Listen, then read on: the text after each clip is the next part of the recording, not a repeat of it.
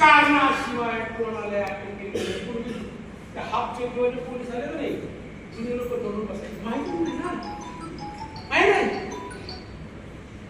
मग तुम्हाला पोलीस अटक करायला आले तर तुम्हाला त्याला जामीन करायला अधिकार डॉक्टर बाबासाहेब आंबेडकरांनी त्या 22 कलमानुसार मला अटक करायला ना, काय माझं म्हणा वॉरंट दाखव, ते वॉरंट आहे का?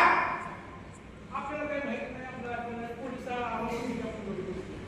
काय चूक नाही, कोणीतरी नाव सांगितलं असेल, कोणाचं भावना असतात, कोणाकडे ते असं आपलं वाईट असतं, त्याने तुमचं नाव सांगितलं असतं. पण तुम्ही जर ठणकावून सांगितलं काय डॉक्टर बाबासाहेब आंबेडकरांच्या घटनेचे क्रमांक 22 आहे, कारणाशिवाय मला तो अटक करू शकत नाही, तुम्हाला माहितीच नाही ना, कसं बोलणार तुम्ही? भारतीय राज्यघटनेचे क्रमांक सांगितलं आहे का? 23 कलम काय सांगितलं आहे का? 23 कलम सांगते वेगवेगळे म्हणजे काय माहिती का? पूर्वी होतं संविधानाने बंद केलं, 12 तास काम करून घ्यायचं आणि 7 तास काम. डॉक्टर बाबासाहेब आंबेडकरांनी 12 तासाचं काम 8 तास केलं आणि 8 तास करून स्त्रियांना आणि पुरुषांना. बघा पूर्वी ग्रामीण भागामध्ये काय होतं, महिला क्षेत्रात काम करून तिला कमी पगार, आज पण तीच गोष्ट, आणि पुरुषाला मात्र जास्त पगार. मात्र तुम्ही नोकरी करत असाल, संविधानानं सांगितलेल्या ज्या संस्थांच्या संस्थेमध्ये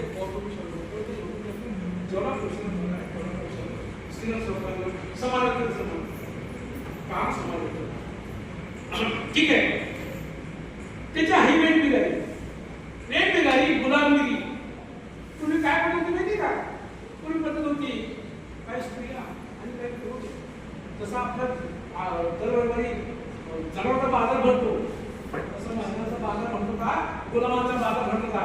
डॉक्टर बाबासाहेब आंबेडकरांनी ह्या कामाचा फटका मारला, वेगबिगारी बंद केली, गुलामगिरी बंद केली. माणसाचा व्यापार, जनावरांचा कसा व्यापार होता की नाही, माणसाचा व्यापार स्वतः तो बंद केला. आणि परत आहे का महत्वाचा विषय माहित नाही आम्हाला, ज्या महिला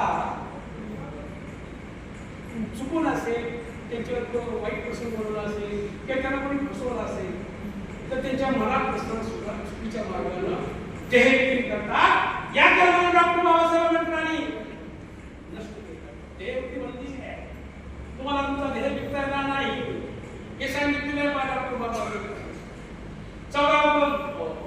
24 कलम आहे का?